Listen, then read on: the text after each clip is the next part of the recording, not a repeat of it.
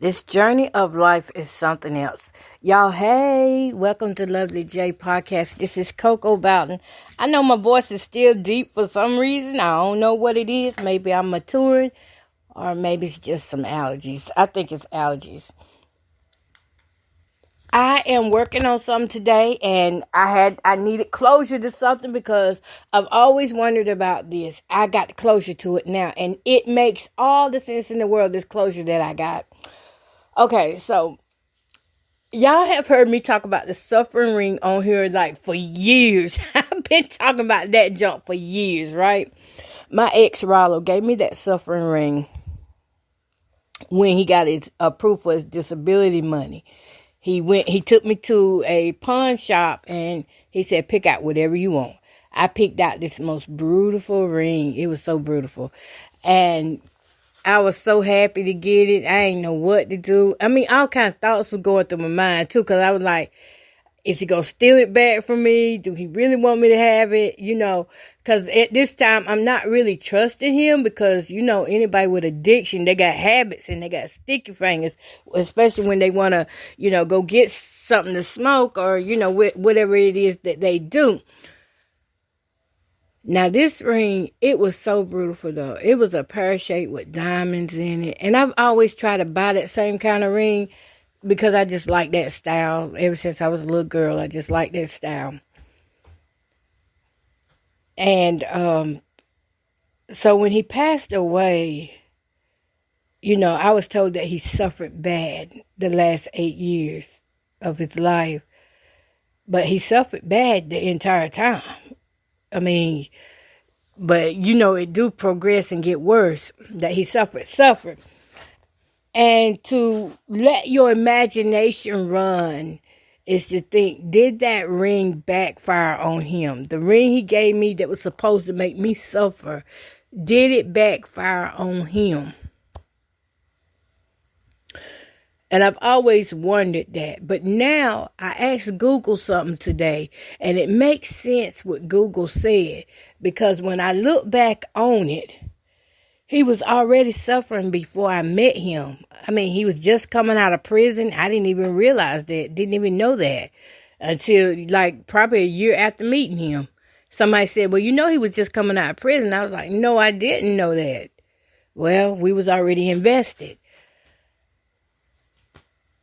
So I asked Google a question. I forgot what the question was that I asked Google. Hold up. It might be still. Okay, yeah, it's still up. Now, this is going to give me closure to the suffering ring thing that I've been talking about for years. And I ain't going to receive no other way of this, okay? This is just the way I feel like it's going to work best for me to acknowledge this thing. I said, is a suffering ring witchcraft? No, that isn't it. That's not what I said. That's not it. I did say that too, but that's not the one that I wanted to read from. Anyway, here's the answer that Google gave me. I screenshotted it. Good thing I did because I done moved it somewhere everywhere. And I feel comfortable with this answer. I feel all right with it. It feels like it's just right. That it's right. Okay, it says that phrase most likely refers to a humorous saying about marriage, not a literal type of ring. The saying goes that marriage has 3 rings: the engagement ring, the wedding ring, and the suffering ring. This is lighthearted, though sometimes dark joke acknowledges that marriage, like any significant relationship or aspect of life, will inevitably involve difficulties and challenges along the joys. The fact that the person passed away 10 years later after suffering, because I put in there all the information about 10 years later he passed away and he really suffered. It says the fact that the person passed away 10 years later after suffering during that time is likely a coincidence or a sad parallel to the saving rather than a direct consequence of the ring itself. Here's a possible breakdown, it says. Remember, I'm looking for my conclusion so I can have peace in this area. It says, the ring he gave you, a ring as a symbol of your relationship or connection. The suffering ring comment, this was likely a playful or rare comment acknowledging that even good relationships involve hardship.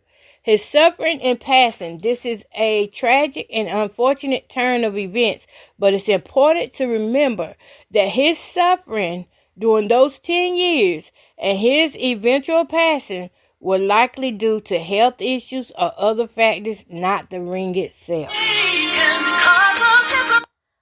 I'm sorry, I forgot to turn my phone off. Let me read that last part. Not the ring itself. Wow, that is. In essence, the ring was a gesture of connection, and the comment was a bit of dark humor about the challenges of life and relationships. His later suffering and death were separate events, even though they sadly aligned with the suffering aspect of the joke. Nah. Thank you, God, for that answer, because that's what I always thought. Even though he told me it was a suffering ring, it was this part of me that was, I don't know, but it's hard to say what I thought, because even when I talked about it on here, I would laugh some, because I didn't know what he really meant by it. I just know I was embarrassed by it. And I think that's the part that hurt me the most, is that I felt embarrassed because he said this in front of a lot of people. But then when Google puts it into this aspect, I understand now, because the suffering ring is the same thing as, oh, you finna go break your neck. You know, when a guy said he going to get married, and then somebody tells him, oh, you finna break your leg. You going to break that leg or break your neck. Some people say break your neck. And that's what it seems like it is to me, something similar to that. And I'm glad to have that closure, because he was already sick before I met him. He just didn't say nothing. He didn't tell me nothing. I tell you how I found out. I found out because I touch his body every day. And he liked when I rub his legs and things, or, I guess I was kind of touchy-feely, But I do it every night before we go to bed, because remember, we were drug addicts. So I had to make sure he was okay before I could go to sleep. I'd be the last one to go to sleep at night. Make sure everybody else okay. But the suffering, he was already suffering before he gave me a ring. Now, did it get worse? Yes, it did. It got worse. A lot worse. And a lot worse. But I never really thought, it's hard to say, because I'm excited for the answer, which gives me closure, which lightens my heart up some, that really the ring had nothing to do with, the ring was what it was. It was a connection. And it was connection, and it was also division. So some of it was separation, in that it lapsed over. What I'm saying is that it lapsed over, but I'm going to choose to believe the part about it was just a gesture of commitment, and it was aligned with a bit of dark humor that just happened to come true. The dark humor side of it came true, and he was the one that ended up suffering. I went through my ups and downs up here, with him, and after I keep wanting to say divorce, but after we separated, I went through my ups and downs, and things did happen in here. My house went down. Y'all know my house still ain't fixed right now. And the first thing I wake up this morning is think about, I've got to empty everything out of here. I don't want the desk. I don't want nothing in here. I want to start fresh. I want to start new. And if I find that ring, I probably, it's somewhere, it's either in here or he done took it back. But if I find it, I'm not going to throw it away, because that's mine. That's my ring. I picked that ring out. And I choose to believe that it doesn't symbolize, it doesn't hold weight on me like that. I'm not idolizing this ring. This ring has been in my life ever since he gave it to me. I think he was approved for his disability in like 2011 or 12. It may have been 2012, because that's when he started running wild, when he got his disability money. Before then, he was bad, but he wasn't that bad. But when he got that disability money, couldn't tell him nothing. I was like, dude, you going too fast. And he wouldn't slow down. He didn't slow down for me or nobody else. But when it comes to that ring, the suffering ring, I often wondered, what did it mean? What did he mean by that? And because he never married me. We never got married. And that was, I didn't want to stay in something so long and just be running around. And when I came to my senses, I realized that, hey, I went to this funeral. I went to one of my, where it was my sister's classmate funeral, but I knew him well. I went to his funeral, and at that funeral was all these girlfriends. I'm not kidding. At the funeral, this dude had a lot of girlfriends and really had not committed to any of them enough to want to marry them. So when he passed away, them girls he was dealing with, them ladies, they didn't have no say on him. There was no emergency contact through him. I mean, really, he just went, his family ended up doing all the burial stuff. The ladies couldn't do nothing but show up. That's all they could do was show up. And I thinks about that, and I was thinking about it then. So when he started running like that, and I just happened to get in the church, God let me know, hey, you need something that's solid. If he gonna run, and that them streets is dangerous for him out there, if something happened to him, you're responsible for it. Do you want that kind of responsibility in your life? Now, I'm talking to some of you that shack a lot. Do you want that responsibility in your life? Because I'm going to tell you something. You can love a person all to the moon. But if you don't have legal commitment, with God's eyes is one thing, but the world requires you to have a signature and some legal papers, some legal documentations. And if you do not have legal documentation, you and that person, as soon as something happens, the family can just swoop in and do whatever they want. They can leave you out of it. I've seen this happen. You know what? It was 2 funerals I saw this happen. I saw this happen at another man's funeral too. Him and this woman, because me and Rollo used to go to their house all the time, and we would drink and cut up and have fun and then have arguments on the way home. But, this couple had been together for about 13, 14 years. They've been together that long. Could have been more. And then the guy got into an accident. He got hit by a car, so it messed him up. And, it messed him up bad to where he had, strokes and all that stuff back to back. But the lady he was with, she was in pretty fair health. But she wasn't allowed to make any decisions on him. She wasn't even allowed at the hospital to see him. They didn't allow him to go to the house because now he needed 24/7 care, which meant that they wanted to put him where they wanted to put him, and they put restrictions on who could come and go.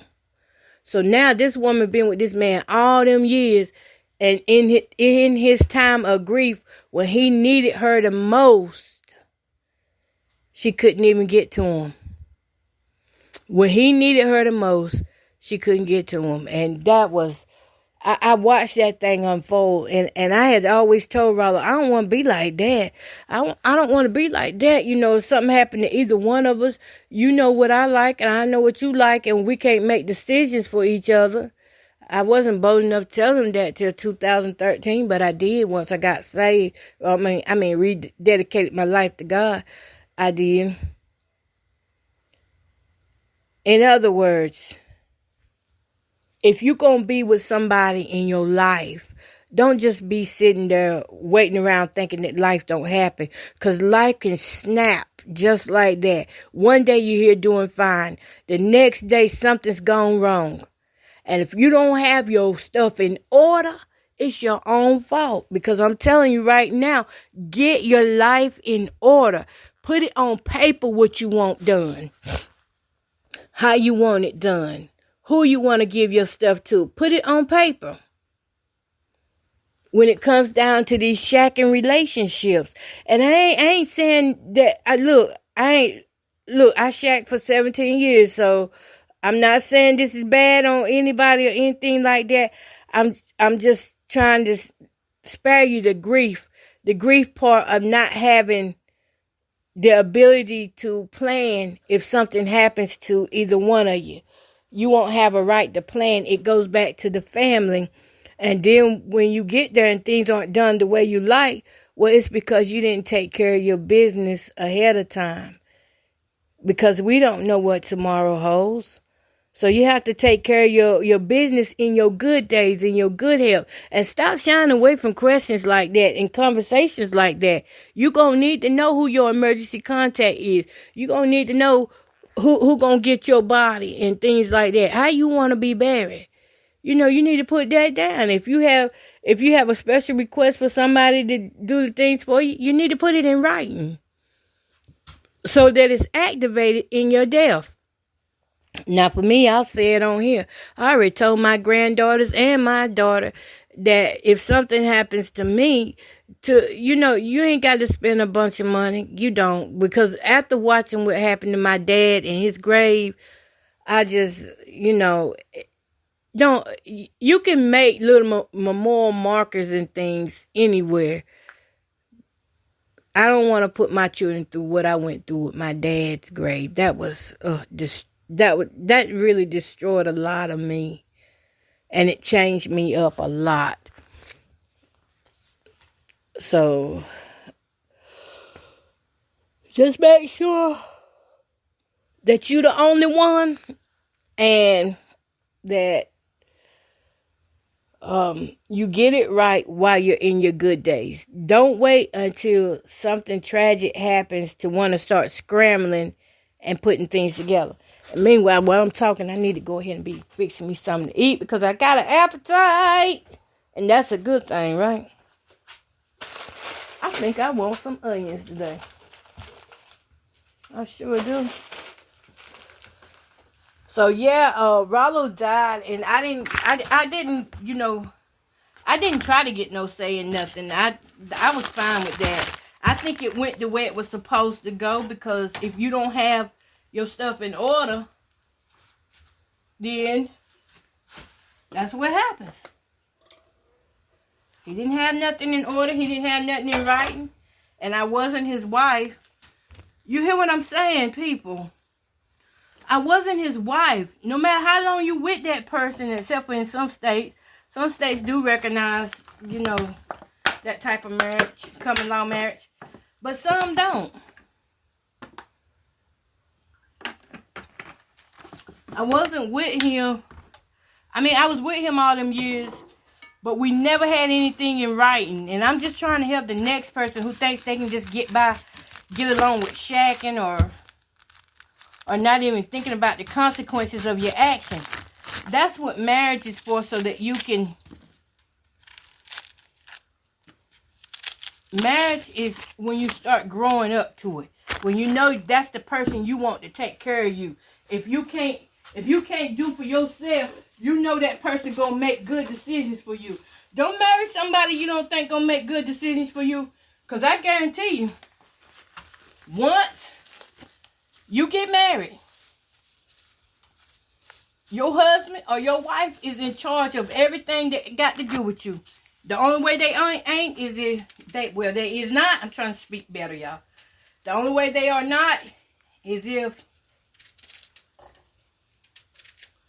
Ooh, cutting these onions down. Is if one or the other is deceased. Other than that, they are in charge of you. If something happens.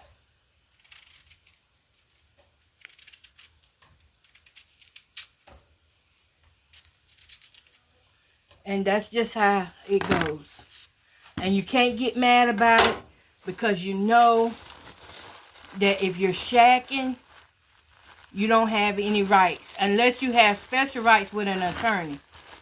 If you get some rights with an attorney, that might... Ooh, that thing stinks. Special rights with an attorney, you know, if y'all have some type of arrangement, that might be different. I mean, that might help it. Ooh. But if you don't,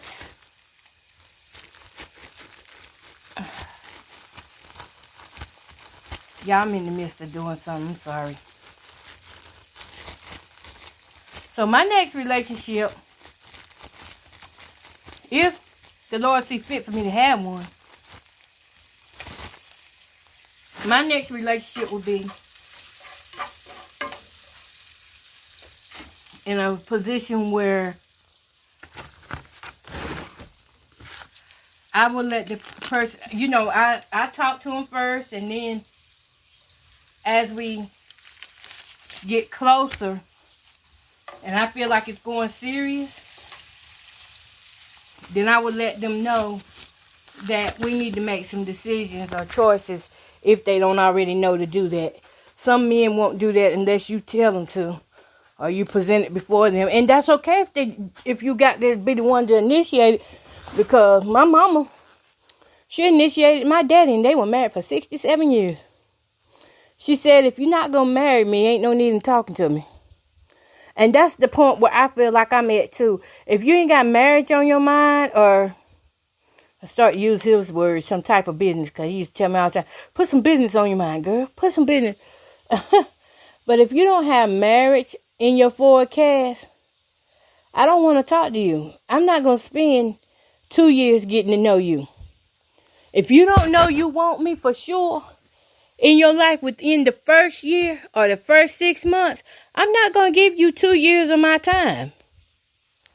I'm not doing it. No, we're not finna sit around and be friends. Either you want to be a loyal husband or not. That's one thing I learned about a man. If a man wants you, you gonna know. He ain't gonna try to wait and put things off. He gonna try to make you all his soon. It ain't gonna be about no courting no 5 and 6 years. Y'all stop doing that. You're wasting your time. And then you get to the 10th year and you still don't got a ring. You still don't got a husband. Or men, same as you still don't have a wife. And they still haven't decided that they even want to be your boyfriend or girlfriend. That's called a situationship. I'm not doing no situationship. If I get into a deep connection with somebody now, I give it probably 6 months to 1 year. And if things don't pop off then, I'm not talking to you no more. I might even change my number, because I ain't going through that no more. I gave this guy, you know, he was a rebound guy. He was a rebound guy for the last time that I've been single. But it was a situationship. I thought eventually, you know, we'd become a couple, but it never happened like that. So I don't want to go another 10 years just being somebody's go-to person to call, or no, we're not doing that. I give 6 months to a year. If you can't get it right, then we good. We'll cut this thing short. Because I don't want to be living with somebody who got 5 or 6 girlfriends. And if you pass away, all these girlfriends show up at your funeral. What happened to that man? I'm not kidding. I was at that funeral sitting, and every one of these women, they were spaced out, but all of them were messing with him. And all of them thought that they was the girlfriend until the funeral happened. And that made it a complete disaster. Because each one of the women started looking at each other funny. And all of them were calling themselves special friends. So I don't care. I didn't have to be put down as no special friend. I want no special friend. We were separated. I mean, dang, sound like marriage. We were broke up. We were broke up these last 10 years. I hadn't been in that man's life like that. I wanted to be, but he wouldn't let me. He wouldn't let me be in his life in a positive way, in a good way that would give him life and health and me too. He wanted me to be in his life as someone that he could, I don't know. He wanted me to be in his life, and I wanted to be in his life, but the streets wouldn't let him go. And he chose the streets over me. Now, that's the truth right there, what happened. He chose the streets over me, and then that's finally when I just couldn't do anymore, because after my dad had passed, I went through a series of things where I got real sick. I got real sick after my dad passed. I ended up in the hospital, had to stay overnight for about a week, and I learned then that Jamie can't handle all that stuff no more. I'm a walking time bomb. I'm breaking down every time I turn around. I couldn't handle it no more. But I'm glad today that I got that conclusion of the suffering ring. I'm going to take that version of it where it was just dark humor to somebody giving you a ring, and he gave me a ring and gave me some dark humor behind it. And that do make sense because he do got dark humor. He is, what you call it, sarcastic. You'll be sitting there talking about one thing and he say something that's totally off the book. And yeah, because he had a lot of mouth like that. But I'm going to close that chapter out about the suffering ring. I may still talk about it from time to time, because my understanding of the suffering ring back there then was that he meant for me to suffer. But having understanding now of of what it really means, it makes sense to me now. I understand it a lot better. And that is kind of what he did. He was happy that he brought that ring, because that was the first time he brought anything for me that was that expensive. So he was happy. I never forget, we got up that morning. He said, come on, I'll take you down there, get your ring. Well, I had to drive, though, because he had no license. I'll take you down there and let you pick out a ring. I said, I can get anything I want. And my heart is like happy. And at the same time, because so much bad had happened, my heart is like, he gonna steal it if you get it. Well, that's just the life we was living, y'all. I went on to wear that suffering ring. I only would wear it like if I was going to church, or maybe go out down their houses and things. If I go out and about, I didn't wear it every day. But I come home one day and took it off, and I didn't see it no more. So hopefully in the midst of me pulling everything out of this house, because I'm finna throw everything away in this living room. I don't care what it is, who gave it to me. I got to have something new and fresh. I feel like when he passed away, that was my release and my permission to go forward. In a way, I was living my life still waiting on him, I think. Because I wouldn't let nobody come in my house. Nobody come. I'm talking about me and them.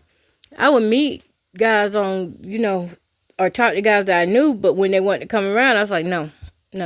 It was like I was cheating, had to feel like I don't want him to come up here and catch me with nobody.